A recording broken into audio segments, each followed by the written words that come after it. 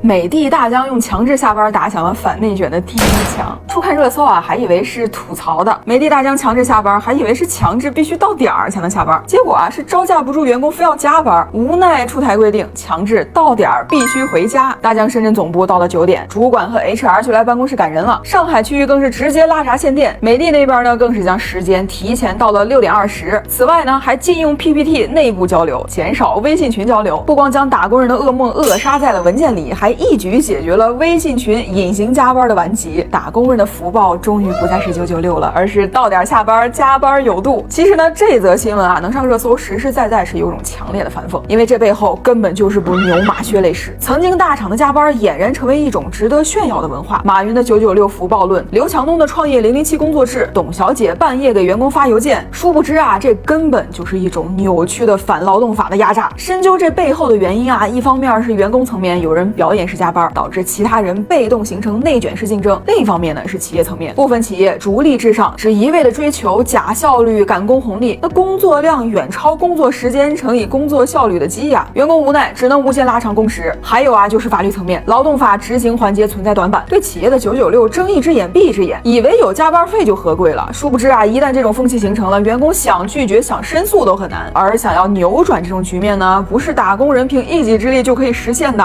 我们呢，需要的是一场自上而下的革命，必须有从企业领导层的觉醒，制度上的规范，才能引导更多企业走出这个怪圈。曾经呢，我们也是羡慕过人家谷歌、微软的办公条件，后来呢，咱们自己的大厂起来了，硬件方面也全面赶超了。但是啊，这软性条件依然还停留在卷加班、卷 PPT 上面，没有意识要去改变员工的工作生态。8小时工作、8小时休息、8小时自我时间的888模式似乎是遥不可及的。直到打工人的乌托邦胖东来，以每天工作6小时、年休145天的工时革命，实现了员工有闲，公司有钱，才让大家惊觉啊，原来不卷，公司依然可以稳赚不亏。有了现实版的例子，更重要的还是政策驱动。2025年政府工作报告首次将整治内卷式竞争单列出来，而且仅前2个月，劳动监察部门就对37家企业开出了超1000万的罚单。这招杀鸡儆猴的效果也是立竿见影的。时代在进步啊，00后职场人维权意识强，对于他们准点下班、想要有自我时间的诉求，企业领导们也该看到了。企业雇佣的是员工，不是长